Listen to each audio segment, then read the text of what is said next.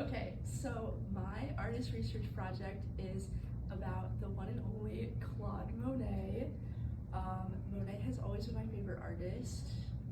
Besides Van Gogh, Chloe took Van Gogh, so I'm doing Monet. But I still love Monet.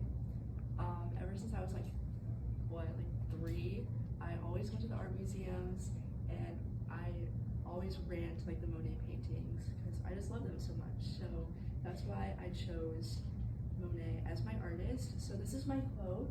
Oh, my bad. For me, a landscape does not exist in its own right, since its appearance changes at every moment, but the surrounding atmosphere brings it to life. The light in the air which vary continually. For me, it is only the surrounding atmosphere which gives subjects their true value. So I think that this quote perfectly encapsulates the feeling that all of Monet's paintings capture, because he mainly focuses on nature and he does a big series, so he'll just paint one specific spot, location, and from different angles and different times. So it's kind of like the progression of time in one place. And I really like the quote because it dives deep and analyzes nature and landscape in a way that other artists hadn't really thought to analyze it before. So I think it's kind of revolutionary for its time, and it just set the blueprint for a bunch of other artists. So about Claude Monet, he was alive from 1840 to 1926. He was raised in Normandy and born in Rue Lafitte, Paris, France. Rue Lafitte is the road that he was born on. I don't know if he was born, I couldn't find it. Might have just been born in the road, might have been born in a hospital, I don't know. Was there a hospital by the road? I don't know, it just said road, so. And then he died of lung cancer in Giverny, France.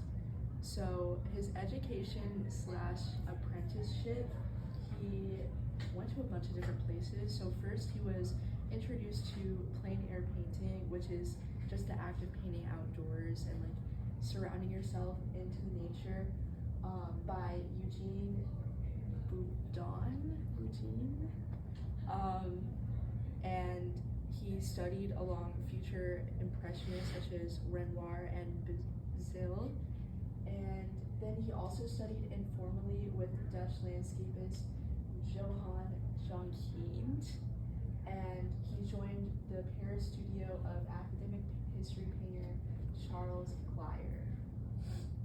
His style is Impressionism, which I'll get a little bit more into at another slide. And the fun fact is that Monet was inspired by ukiyo-e Japanese art, and Impressionism also allowed him to focus, both Impressionism and ukiyo-e art allowed him to focus on textured light and airy brushstrokes, which are big parts of all of his paintings. So ukiyo-e, it focused on woodblock prints and paintings of history, folk tales, travel scenes, landscapes, and flora and fauna. There's actually a painting from our curriculum.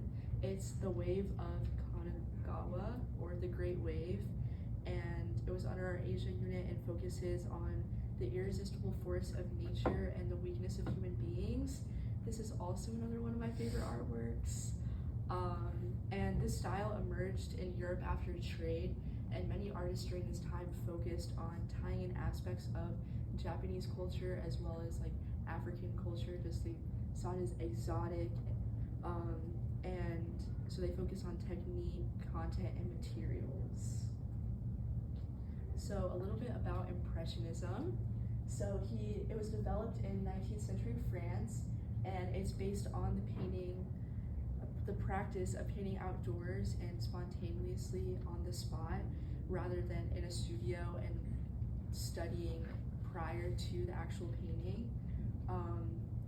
Landscapes and scenes from everyday life were a big part of Impressionism, and there were a lot of rapid, broken dabs of brushwork, and it included artists like Monet, Renoir, Degas, Cezanne, and Pissarro, and Manet. This is the real artwork, Water Lilies. The date is 1906. There's the dimensions, 89.9 by 94.1 centimeters.